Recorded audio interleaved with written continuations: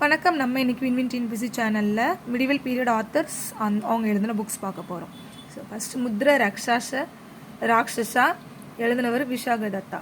இது எப்படி கொடுப்பாங்கன்னா மேட்ச் மாதிரி கொடுப்பாங்க. ராஜதரங்கினி கல்லானா. அஸ்வகோஷா புத்தச்சரிதா. அஸ்வகோஷா வாழ்ந்த காலம் கனிஷ்கரோட காலம் தான். கனிஷ்கர் தெரியும் இல்லையா, புத்த மாநாடு நடத்தியிருப்பார். ஸோ அவர் புத்த சரிதமும் இவர் அஸ்வகோஷாவை வச்சு எழுதியிருக்காரு. அல்லசானி பெத்தன்னா இவர் மனுச்சரிதம் எழுதியிருக்காரு.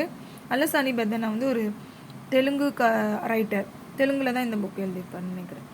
துளசிதாஸ் ராமச்சரிதாமானஸ் பார்வி ராமாயண பார்வதி மங்கள் ராம்லால நஞ்சா. சூர்சாகர் நலதமேந்தி சூர்தாஸ் என்ன எழுதிவார்? சூர்சாகர் தான். அதுவும் இல்லாமல் நலதமேந்தி. சூர்சாகர்ன்றது சுகர்ன்ற மாதிரி நான் வச்சுக்கோங்க. சுகர் எதுக்கு யூஸ் பண்ணுவாங்க? சமையலுக்கு யூஸ் பண்ணுவாங்க. நலதமேந்தி சமையல் ப்ரோக்ராம் வருது இல்லை ஒரு சீரியலில், அந்த மாதிரி நான் வச்சுக்கோங்க. சூர்சாகர் நலதமேந்தி. கபீர் ஷக்கி பிச்சக் ரேக்லா கயான் சாகர். கயானா ஞானம், ஞான கடல்ன்றது தான் கயான் சாகர். அடுத்து மாலிக் முகமது ஜேசி. இவர் 3 புக் எழுதியிருக்காரு. அந்த காலத்தில் பத்மாவதி என்ன செய்வாங்க, அலாவுதீன் கில்ஜி படையெடுத்து வர்றாருன்னு தீ குளிச்சிருவாங்க. ஸோ இதை எப்படி நான் வச்சுக்கலாம்னா, பத்மாவதிக்கு நடந்த அக்கிரமத்தினால அவங்க அக்னி பரவேசம் பண்ணிட்டாங்க. ஞாபகம் வச்சுக்கோங்க. இந்த மாதிரி சும்மா சீரியஸாக எடுத்துக்கக்கூடாது. பத்மாவத், அக்ரவாத், அக்கிரி. பானபட்டா 4 புக் எழுதியிருக்காரு. அர்ஷச்சரித்தா காதம்பரி. இந்த அர்ஷச்சரித்தாவும் காதம்பரி ரொம்ப பெரிய புக்குன்றதுனால எழுதி ஒரு கைவலி வந்துருச்சு. ஆனால் அவர் எழுதியிருக்க புக்கு அடுத்து 2 புக்கு வலின்னு பேர் வச்சிட்டார். நாகவலி, ரத்னாவலி.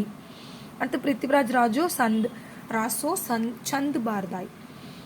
பாவபூதி இவர் யசோவர்மன் காலகட்டத்தில் வாழ்ந்திருக்காரு. இவர் எழுதின புக் மாலதி மாதவா மகாவீர சரிதா. அடுத்து ஹரிசேனா. இவர் சொன்னாலே உங்களுக்கு ஞாபகம் வர வேண்டியது அலகாபாத் தூண் இன்ஸ்கிரிப்ஷன் தான். இதில் அவர் சமுத்திரகுப்தரை பற்றி எழுதியிருப்பார்.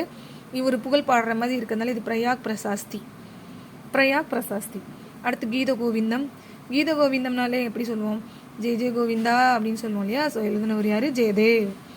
அடுத்து காளிதாசா குமார சம்பவம், ரகுவம்சம், மேகதூதம்,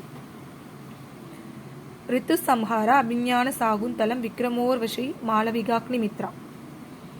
ராஜசேகர். அடுத்து இவர் மகா இந்திரபால காலகட்டத்தில் வாழ்ந்தவர். பாலார்கள் இருந்தாங்களே, பாலர்கள் அவங்களோட டினஸ்டியில் வாழ்ந்தவர் தான் இவர். கவி மீமாம்சா கற்பூர மஞ்சரின்னு 2 புக் எழுதியிருக்காரு. இதை எப்படி ஞாபகம் வச்சுக்கலாம்னா, கற்பூர மஞ்சரின்ற புக்கு அவர் எதுக்கு எழுதினாரா, உங்கள் ஒய்ஃப் கோவத்தில் இருக்கும்போது சமாதானப்படுத்துறதுக்காக எழுதினாராம். ஸோ நீங்கள் இது உண்மையானது தான். கற்பூர மஞ்சரின்ற புக்கு ஃபுல்லாக கவிதையாக எழுதி கொடுத்துருக்காரு.